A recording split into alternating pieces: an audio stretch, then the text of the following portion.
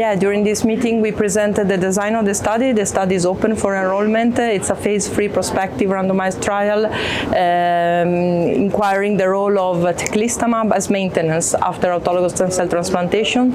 So there will be 3 arms, Teclistamab lenalidomide alone, which is the standard of care, and Teclistamab alone.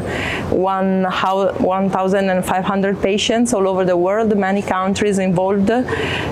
So patients who received either single or double autologous stem cell transplantation can enter into the study. And the idea is to provide a more intense maintenance with fixed duration, so not to prolong maintenance forever, so to avoid the side effects of long-term toxicity of LEN, and try to see if in this context TEC can improve MRD negativity rate and of course prolong the progression-free survival. The primary endpoint is PFS, so the safety run-in phase of the study already concluded enrollment, so we will be ready for the randomized portion.